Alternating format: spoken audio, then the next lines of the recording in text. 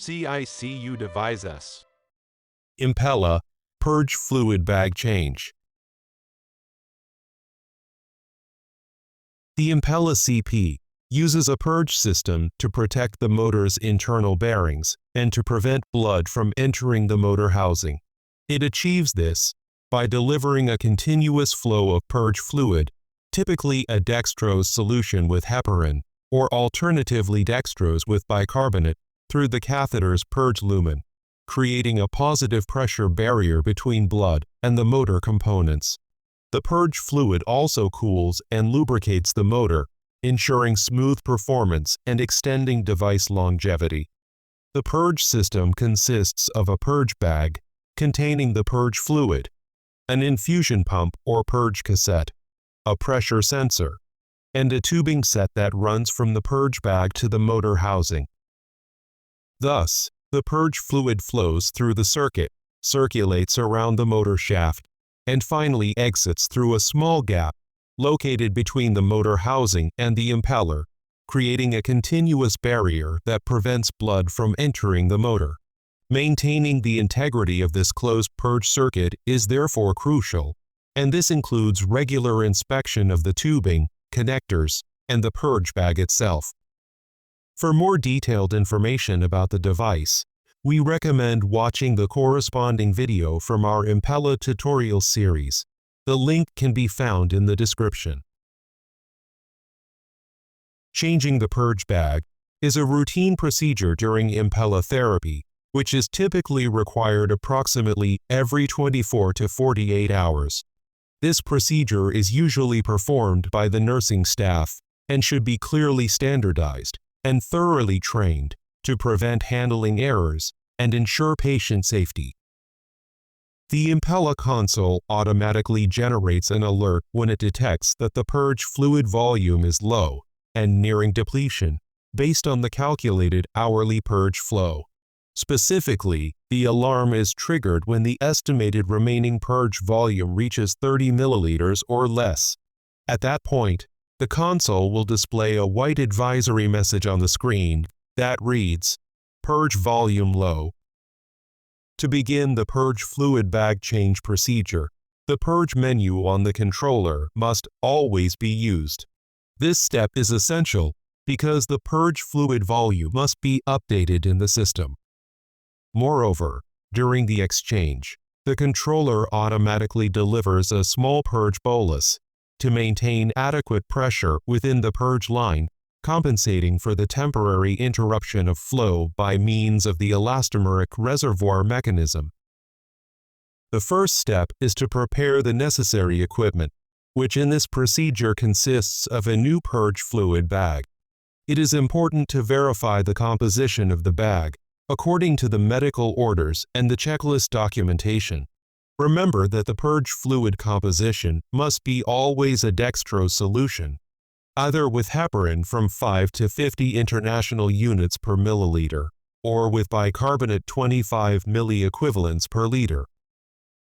Next, we will present a video demonstrating the procedure for changing the purge fluid bag. As previously explained, the console will alert us with a white advisory message that reads, "Purge volume low." At this point, the purge fluid bag replacement should be initiated. To do this, press the Purge menu button on the controller. Then, using the selector knob, choose the option Change Purge Fluid Bag and press the knob to confirm the selection. On the next screen, a reminder appears indicating that the procedure must be completed within 90 seconds from the moment the yellow lure lock is disconnected. This is the estimated period during which the elastomeric reservoir will maintain pressure within the purge system. The screen also reminds the operator that all connections must be made wet to prevent air entry into the circuit. Before starting the procedure, ensure that the new purge fluid bag is prepared according to the prescribed composition, either dextrose solution with heparin or dextrose solution with bicarbonate, as indicated by the physician. Once the new purge fluid bag has been prepared and verified, press the Start button. A blue progress bar will then appear on the screen, indicating the initiation of the process and corresponding to the purge fluid bolus being delivered to the elastomeric reservoir. Once the progress bar is completed, the controller advances to the next screen. This screen instructs the operator to replace and spike the new purge fluid bag.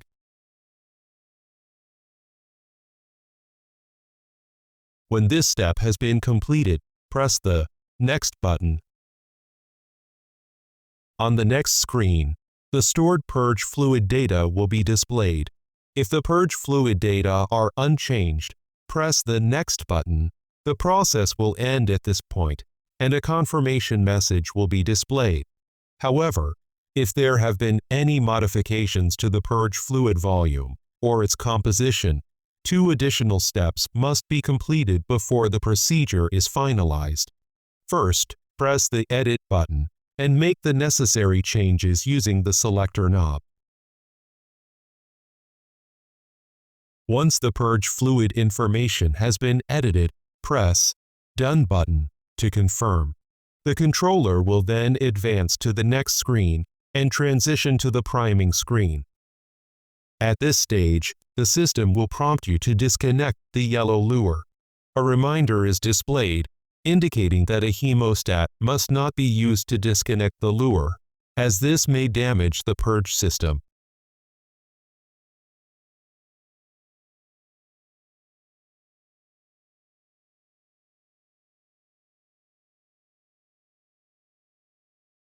After the lure is disconnected, a blue progress bar will appear, indicating that the purge system priming process is underway.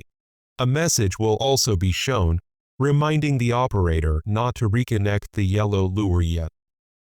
Once priming is complete, the controller automatically proceeds to the following screen, instructing the operator to reconnect the yellow lure, ensuring a wet-to-wet connection.